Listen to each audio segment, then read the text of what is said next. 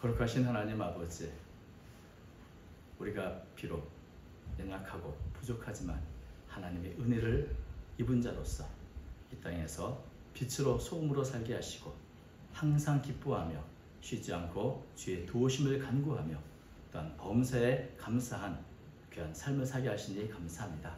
아버지 하나님, 오늘도 귀한 찬양을 통해 영광 돌려옵는 차라운 찬양들을 기억해 주시고 날마다 감사가 넘치고 기쁨이 넘치는 복된 삶으로 인도해 주시오며 힘들고 어려울 때마다 주님께 기도하여 응답받는 귀한 성도들로 삼아 주시옵소서. 오늘도 힘이 부족한 종이 주의 말씀을 들고 섰사오니 긍휼히 여겨서 사용하여 주시고 우리 모두가 주님 앞에 귀를 열고 주의 음성을 듣는 귀한 한 시간 삼아 주옵소서.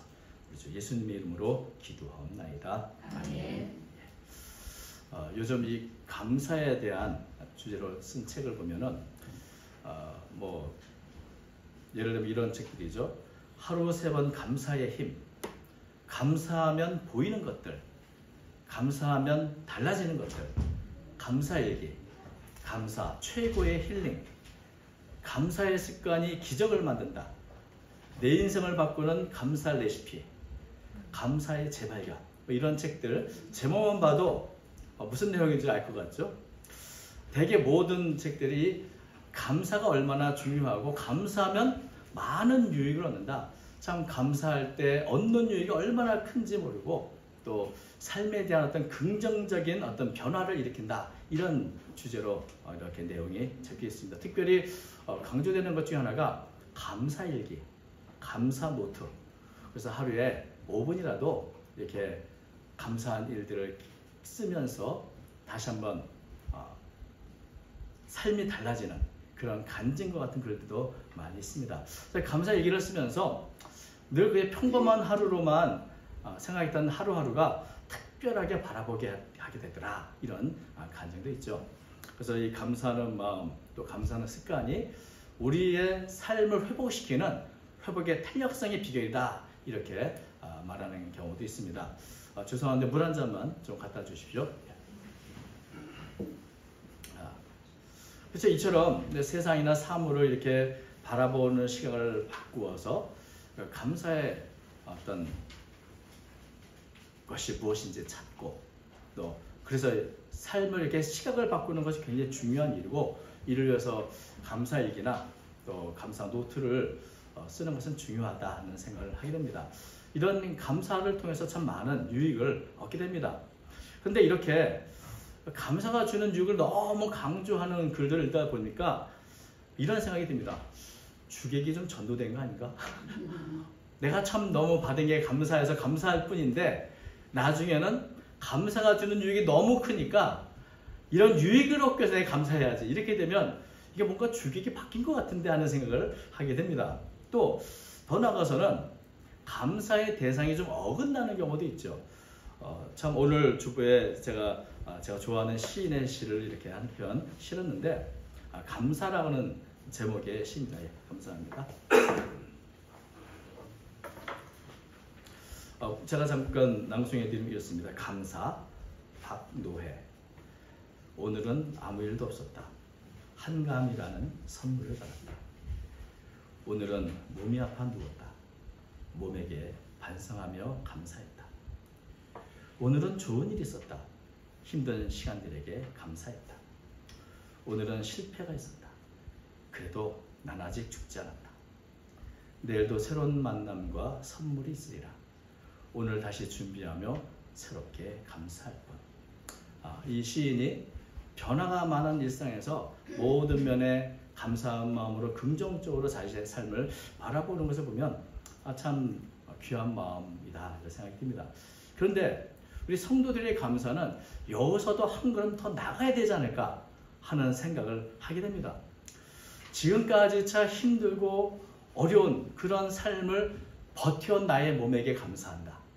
또 지나간 나의 힘든 시간들에 감사한다. 참 아름답지만 우리 성도의 감사는 여기서 한 걸음 더 나아가서 힘들고 어렵지만 나를 버티게 하신 하나님께 감사하고 또 그 거칠고 힘든 시간을 견디게 해준 하나님께 감사하니 근원적인 감사가 있어야 된다는 것이죠. 그래서 감사는 내 몸에게 감사하거나 나의 지나간 시간들에 감사하는 것이 아니라 그것을 견디하고 여기까지 오게 하신 감사의 대상이 정확해야 되는데 이게 좀 모호하네 하는 생각을 하게 됩니다. 제가 결코 이 시를 비판하는 것은 아니고 목사 생각입니다. 지금 여기 물 한 잔을 제가 받았는데 아시는 것처럼 이 물이 중간쯤 내가 마시고 있습니다. 여기서 우리가 감사하게 볼까요? 물이 반이나 남았다, 반밖에 안 남다가 아니라 물을 갖다 준 걸 감사해야죠. 물을 갖다 주셔서 참 내가 이 갈증을 해소할 수 있는 얼마나 감사한가. 그래서 물을 갖다 주신 분께 감사한, 이게 당연한 건데 우리는 이 감사를 두고 물이 반밖에 있느니 없느니 혹은 물이 있느니 없느니가 아니고 또 내가 지금까지 갈증이 많은데 그걸 참아온 나에게 감사하는 것이 아니고 내가 필요할 때 나의 필요를 채워주신 것에 대해서 참 감사하다. 그래서 갖다 주신 우리 사모님 감사합니다. 이게 진정한 감사가 아니겠습니까? 그래서 내가 무슨 유익을 얻으려고 하는 게 아니라 내가 받은 것을 그대로 대표해서 참 감사합니다. 참 힘들고 어려웠지만 주님의 은혜로 여기까지 왔습니다. 이렇게 감사의 대상을 빼고 감사하는 것은 주객이 전도된 것 같다 하는 생각을 하게 되고요. 또 감사의 대상이 명확해야 되는데 해나 달이나 별이나 구름 때문에 우리는 참 감사한 일이 많습니다. 그림 비가 오는 것도 감사하고 또 그림자로 나를 선선하게 하는 것도 감사하고 화창한 날도 감사하지만 해, 달, 별, 구름에게 감사하는 것이 아니라 이 모든 것을 창조하신 그분께 우리가 감사드리는 것이 마땅하지 않는가. 그래서 10제자 말씀 보니까 사도 바울은 이렇게 말합니다. 또 무엇을 하든지 말이나 일어나 다 주 예수 이름으로 하고 그를 힘입어 하나님 아버지께 감사하라. 이게 바로 성도의 감사인 것이죠. 세상 사람들과는 다르게 우리는 감사할 대상이 분명합니다. 우리 성도들의 감사의 대상은 언제나 창조주이시고 나를 구속하신 하나님께로 먼저 향해야 하는 것이죠. 우리가 모든 것을 감사할 수 있지만 먼저 하나님께 감사하는 것. 그리고 그 감사가 때로는 시를 만들고 노래가 되고 그렇게 하나님을 감사하며 찬양하는 것이 우리의 성도의 올바른 예배라는 생각을 하게 됩니다. 왜 그렇습니까? 성도가 누구이기에 우리는 하나님께 먼저 감사해야 되는가? 그것은 하나님께서 우리에게 해주신 것을 생각하면 금방 알 수 있죠. 우리 12절 말씀 보면 우리 성도들을 어떻게 표현하고 있습니까? 12절 그러므로 너희는 하나님이 택하사 거룩하고 사랑받는 자처럼. 하나님이 택하셨다. 하나님이 너희를 거룩하게 하셨고 너희를 사랑하신다. 그런 사랑을 받는 자들이라는 것이죠. 사실 이 표현은 구약에 이스라엘 백성들을 향해서 많이 사용됐던 표현입니다. 하나님께서는 아브라함을 택하셨고 이스라엘 백성들을 택하셨죠. 그리고 그들을 세상과 구별해서 말씀을 통해 거룩하게 하셨고 그리고 하나님의 특별한 사랑과 은혜를 베풀어서 보살펴 주셨습니다. 그래서 하나님이 택하사 거룩하고 사랑받는 자는 구약에 바로 이스라엘 백성들을 의미하고 또 이런 표현을 사용했는데 이제는 그 표현을 누구에게 사용하고 있습니까?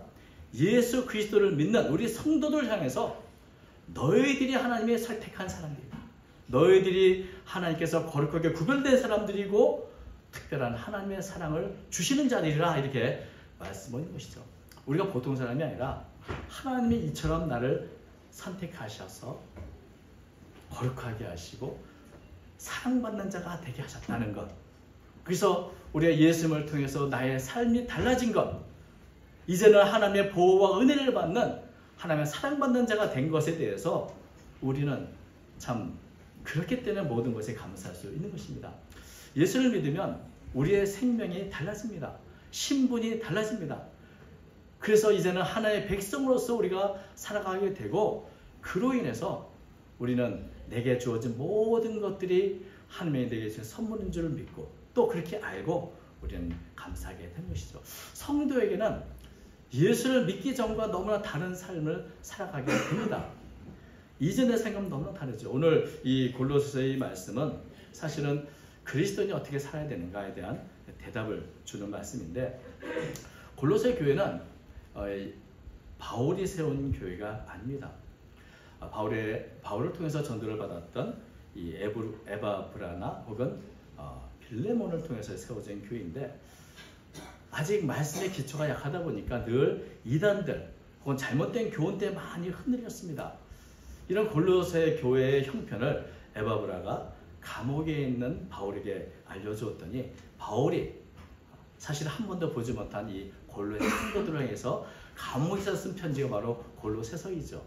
그래서 4장이지만 앞에 1장과 2장은 주로 교리적인 부분들을 이렇게 다루고 있었고, 또 3장과 4장은 그래, 예수 믿는 사람은 어떻게 살아야 되는가, 어떤 세상과 다른 삶을 살아야 하는 것을 말해주는 그런 부분을 다뤘습니다. 그 중에서 바로 성도는 어떤 존재인가, 그리고 이렇게 하나님의 선택을 받고 하나님이 주신 새 생명 가운데서 사랑받고 거룩한 삶을 살아가는 성도들은 이전의 모든 삶을 다 버려서 새로운 삶의 방식으로 살아야 한다, 이것을 오늘 강조해주고 있습니다. 우리가 앞에는 살펴보지 않았지만, 우리가 예전에 주님을 알지 못했을 때 어떤 삶을 살았는가, 5절과 8절은 그 목록이 잠시 나옵니다. 곧 음란과 부정과 사욕과 악한 정욕과 탐심과 우상숭배라. 또 8절에 곧 분함과 노여움과 알교와 비방과 내 입에 부끄러운 말. 어찌 보면 지금은 다시 보기에도 부끄러운 그런 삶을 살았다는 것인데, 이 삶의 중심이 뭐냐면 탐심과 우상숭배, 곧 자기를 주장하고 자기 권리를 주장하는 그런 삶. 그래서 나와 맞지 않는 것에 대해서는 분노하고 비방하고 내 욕심껏 살아온 그런 삶이 예수를 알지 못했던 과거의 우리의 삶이었던 것입니다. 그러나 이제는 하나님의 택하신 백성이요, 거룩한 백성이요, 또 하나님의 사랑받는 백성이 되었다면 이제는 이런 삶 다 벗어버리고 새로운 삶을 살아야 된다. 그래서 앞으로 성도의 삶을 어떻게 살아야 되는가에 대한 목록이 이제 12절에 간단히 나옵니다. 긍휼과 자비와 겸손과 온유와 오래 참음, 이런 것들이 나오는데, 더 나아가서 이런 모습들이 어떤 모습입니까? 우리가 예수님을 통해서 새로운 삶을 산다면 이제부터는 하나님의 은혜를 드러내는 그런 삶을 살아야 되지 않느냐. 하나님께서 나의 허물과 나의 죄를 용서하셨다면 우리도 다른 형제, 다른 사람의 허물과 상처와 그 무엇을 받아주는 그런 마음으로 살면서 하나님의 은혜를 드러내야 되고, 또 하나님께서, 또 예수님께서 우리를 무조건적으로 사랑을 베푸신 것처럼 우리의 모든 삶에 사랑이 중심이 되어야 한다. 사랑은 모든 것을 내는 띠로 언제나 어디서나 예수님의 사랑이 나타나도록 살아야 된다, 이렇게 말씀하고 있습니다. 13과 14절 그렇죠? 누가 누구의 불만이 있거든 서로 용납하여 피차 용서하되 주께서 너희를 용서하신 같이 너희도 그리하고 이 모든 것 위에 사랑을 더하라. 이는 온전하게 매는 띠입니다. 이 모든 것이 우리를 변화시키신, 우리를 택하신 하나님의 은혜를 드러내는 일입니다. 그런데 여기에 사도 바울은 정말 하나님의 은혜를 더 충만하게 드러나는 일인데, 그게 뭔가? 바로 하나님께 감사하는 자가 된다는 것입니다. 15절 말씀이 이렇습니다. 그리스도의 평강이 너희의 마음을 주장하게 하라. 너희는 평강을 위하여 한 몸으로 부르심을 받았으니 너희는 또한 감사하는 자가 되라. 하나님의 택하시고 거룩하게 하시고 사랑을 받는 성도들이 이런 하나님의 은혜를 모든 삶에 드러내는 삶이 바로 어떤 삶인가? 감사하는 삶이라는 것입니다. 그래서 15절, 16절, 17절은 이 감사라는 단어가 3번이나 이렇게 반복해서 나오는 것이죠. 그리고 우리가 아까 읽은 것처럼 17절은 모든 일에 예수님을 힘입어서 하나님께 아버지께 감사하라, 이렇게 결론을 내리는 것을 보게 됩니다. 우리가 예수님 안에서 가장 큰 변화는 우리의 죄가 용서받고 하나님의 진노에서 벗어나서 하나님 앞에 화평을 누리며 사는 그런 삶을 살게 됐다는 겁니다. 하나님과 모든 사람의 화평자로서 이런 그런 기쁨 안에서 참 감사하다. 이 감사가 넘치는 삶. 그런데 사실 이 말씀을 보면 그러니 하나님에 대해 감사하라가 아니라 그러므로 너희는 감사하는 자가 되라는 겁니다. 감사하는 자가 된다는 것은 그저 어떤 일이 좋은 일이 생기면 그 감사하는 것이 아니라 어떤 일이든지 감사가 늘 마음에 넘쳐나는 감사하는 자. 이것은 범사에 감사라는 말씀과도 같은 말씀이죠. 사실 하나님의 은혜를 가장 잘 드러내는 것은 이런 감사하는 삶입니다. 구약의 이스라엘 백성들에게 하나님이 원하셨던 그 절기가 있습니다. 우리가 잘 아시는 구약의 3대 절기인데요. 출애굽기 23장 14절에 보면 이렇게 말합니다. 너는 매년 3번 내게 절기를 지킬지니라. 하나님께서 특별히 절기를 지키라고 이렇게 명령하셨는데 왜 그럴까요? 하나님의 지키라는 절기가 3가지입니다. 하나는 절기가 뭐가 있을까요? 다 아시겠지만 출애굽을 통해서 구원과 해방을 감사하는 6월절. 두 번째는 농사를 질 때 가장 먼저 수확이 되는 이 보리 수확을 두고 감사하는 맥주절. 그 세 번째는 모든 곡식 추석 다 마치고 저장한 후에 감사하는 수상절. 그러니까 3가지 절기에 감사하라고 했는데 그 절기를 지키라고 했는데 이 3가지 절기의 모든 공통점은 감사하는 절기라는 겁니다. 하나님께서 이런 감사의 절기를 통해서 하나님께서 시시때때로 우리의 삶을 간섭하시고 인도하시고 보호하시는 특별한 이 사랑 잊지 않기를 바라신 것을 보게 됩니다. 이와 마찬가지로 우리 성도들도 일이나 말이나 모든 일에 예수님 안에서 우리가 받은 은혜를 기억하면서 이 하나님께 감사하는 것이 바로 하나님께 영광을 돌리는 일이고 하나님의 은혜를 드러나는 것입니다. 우리가 이 감사를 흔히 마땅히 고마운 일에 대해 감사를 표하는 것 정도로 생각하지만 사실 감사는 나의 삶에 대한 태도입니다. 내 삶을 바라보는 태도, 내가 누구인지, 내가 어떻게 살아왔는지, 내가 받은 은혜가 무엇인지, 또 하나님 나를 무엇을 예비하고 계셨는지 이것을 깨달은 성도들의 삶의 방식, 삶의 태도가 바로 감사입니다. 그래서 사도 바울은 감사하는 자가 되라 이렇게 말씀하고 있는 것입니다. 내게 일어나는 모든 일 가운데 그 안에 하나님의 사랑이 깃들어 있고 하나님의 은혜가 깃들어 있는 그것을 볼 수 있는 눈이 있다면, 믿음이 있다면 우리는 모든 일에 감사하지 않을 수 없을 것입니다. 우리의 모든 삶은 주님과 연결이 되어 있습니다. 그래서 이 감사하는 마음은 나와 연결되어 있는 하나님과의 바른 시각을 보게 되는 것이고 하나님의 두신 나의 삶을 바르게 보는 것이 되는 것입니다. 여러분, 우리가 살아가는 이 모든 것들이 우리가 스스로 만든 것은 아닙니다. 그것은 다 은혜로 주어진 것입니다. 이것을 인정하는 것이 바로 감사의 첫걸음이죠. 감사는 예수님을 통해서 우리가 받은 것들, 감사는 내가 만든 것이 아닌 걸 내가 누리는 것들, 이것을 기억하고 인정하고 또 그로 인해서 하나님께 영광을 돌리는 것입니다. 여러분, 감사의 반대말이 뭔지 아십니까? 감사의 반대말, 예? 교만, 불평, 불만. 근데 그보다 조금 더 근원적인 반대말인데 그것을 권리의식이라고 합니다. 권리의식이라는 것은 이건 내가 마땅히 받아야 마땅한 건데 뭐 하는 자기 주장이죠. 이건 내가 당연히 누리는 거야. 누려야만 되는 거야. 라고 권리 주장하는 것. 그런데 내가 누리지 못하면 어떻게 되죠? 좀 전에 말씀한 불평이 나오고 원망이 나오고 그렇게 된 거죠. 이게 사실 내가 받아 누린 것이 아니고 내게 주어진 것이라는 마음이 아니라 나는 마땅히 누려야 될 권리 주장을 한다면, 내 자기 주장을 한다면 여러분 그때부터 사실은 감사는 사라지고 불평과 원망이 찾아오게 되는 것입니다. 한번 생각해 보십시오. 만일 내가 현재 누리고 있는 것, 내가 만들지 않은 것들이 갑자기 다 사라진다. 얼마나 끔찍한 일입니까? 우리 늘상 보는 가족들이든 우리 옆에 있는 성도들이든 또 우리가 마땅히 생각하는 이 모든 환경들, 이 모든 것들이 사실 어느 순간 갑작스럽게 사라질 수 있지 않겠습니까? 하나님이 붙들어 주지 않으면 언제든지 허망하게 사라질 수 있는 것들입니다. 그런데 내가 지금 이것을 누리는 것은 하나님이 붙들어 주시고 특별한 은혜로 보살펴 주시기 때문이라 마땅히 누릴 것이 아니라 하나님의 너무나 크신 은혜다라고 우리가 인정할 때, 아마 교만을 버릴 때 정말 우리는 참 감사하다, 하나님께 감사하다는 마음을 가질 수밖에 없을 것입니다.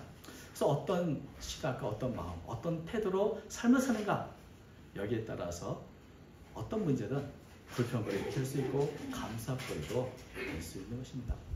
저는 오늘 그 추수감사절 이제 특별 행사로 감사일을 쓰고 감사를 나눈다는 얘기를 듣고 참 귀한 행사이고 참 마음에 드는 참 좋은 일이라고 생각합니다. 우리가 하나님께 너무 감사한데 이것을 어떻게 표현할까? 아까 말씀드린 감사 노트나 감사 일기를 쓰는 것이 참 도움이 됩니다. 너무나 사소해서 잊어버렸지만 거기에는 너무나 큰 하나님의 은혜가 있었는데 그래서 우리가 잊어버리고 지날 때가 많이 있습니다. 내게 주신 것들을 한번 다시 날마다 한 5분이라도 한 서너 가지라도 이렇게 쓰는 것, 그것이 하나님께 영광을 돌리는 일이고 그럴 때 우리가 생각지 못한 감사의 유익, 덤을 얻게 되는 겁니다. 그 덤이 중요한 게 아니라 우리가 감사하면 하나님께서 그것을 기뻐하시고 영광을 받으시고 또 우리가 감사할 마음속에 하나님의 은혜가 더 충만하게 임하는 감사의 유익, 감사의 덤을 누리게도 되는 것입니다. 이처럼 우리의 일상을 살면서 내게 생명을 주시고 여기까지 인도하실 뿐만 아니라 영원한 하늘의 기업을 주시는 그 주님 안에서 주신 은혜를 생각하면서 감사가 넘치는 삶을 살아가시길 바랍니다. 성도라고 하는 존귀한 직분을 우리에게 주셨고 우리를 택하셨고 우리를 거룩하게 하셨고 우리를 충만한 은혜로 사랑하시는 그 하나님을 늘 기억하면서 날마다 감사하는 자가 되어 하나님을 기쁘시게 하는 삶을 살아가는 저와 여러분 되시기를 주님의 이름으로 축원합니다. 기도하겠습니다. 거룩하신 하나님 아버지, 우리의 주어진 모든 것들이 하나님의 우리에게 주신 은혜였습니다. 다시 한번 주님의 사랑을 기억하고 감사와 찬양을 올려드립니다. 오늘도 구속함을 입은 성도들, 우리의 입술로, 우리의 마음으로, 우리의 삶으로 감사하는 자로 살아가기 원합니다. 모든 성도들에게 함께하여 주시고 또 늘 감사가 넘치는 귀한 복된 삶으로 인도해 주시옵소서. 오늘도 귀한 은혜 내려 주심을 믿사오며 우리 주 예수님의 이름으로 기도하옵나이다. 아멘.